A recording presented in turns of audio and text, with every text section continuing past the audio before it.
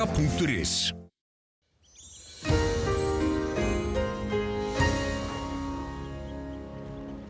Já, komið sæl.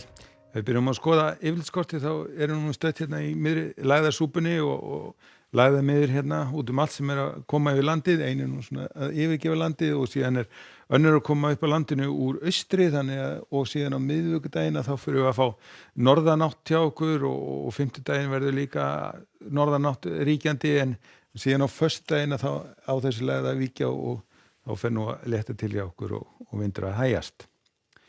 Nú síðan ef við skoðum hvað að gerast á hitasviðinu þá nú milt loft hérna allt í kringum okkur og það verður nú svona hægt kólnandi veður hjá okkur og þó að það verður nú ekkert mjög kalt en síðan svona til að fer að líða að loku vikunar þá förum við nú svona að sjá meira af frosttölum og meira af úrkomu á formi snjókomu.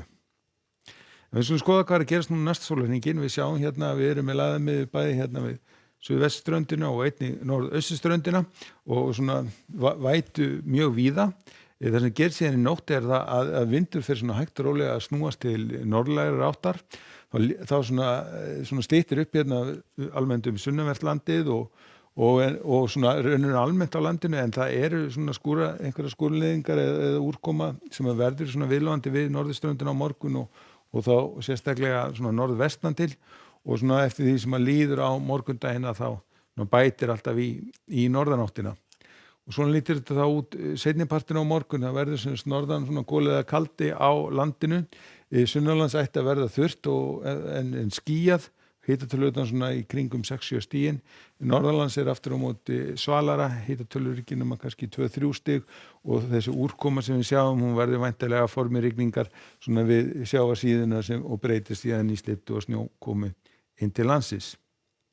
Nú síðan ef við skoðum framhaldið að annað kvöld þá fer næsta lægð að nálgast okkur og við sjáum hérna skilin koma inn að austurströndinni svona seint aðra nótt og svona aðfóra nótt miðvikudagsins og síðan munir þessi skil færast svona vestur og bóginn svona þegar líður á miðvikudaginn. Og þessi fylgir líka norðanátt og það bætir alltaf í norðanáttina þannig að hún verður nú orðin svona nokkuð hvössi á okkur á miðvikudaginn. Og svona lítur þá miðvikudagurinn út, það verður norðan svona allhvöss átt hérna hjá okkur og hitatölurnar áfram rétt yfir frostmarkinu norðanlands þannig að þetta verður rigningsslitta og snjókoma. Sunnanlands ætti eftir og móti að verða þurrt en almennt sjá eða hitatölurnar eru svona heldur á niðurleið. Og á fimmtudeginum að þá verðum við ennþá með norðanátt hjá okkur, það verður kannski svona aðeins farið að sljákka í henni þá einhverjum hérna austan til. Það kólnar enn frekar og þá sérstaklega á norðvestur hluta landsins þar sem að verður þá væntanlega komið vægt frost og úrkoma þar þá á formi snjókomu. Aftur á móti talsvert hlýrra í þessu svona austan til og úrkoma þá á austfjörðunum ætti þá að verða í formi rigningar en á suðvesturhorninu ætti nú að verða þurrt.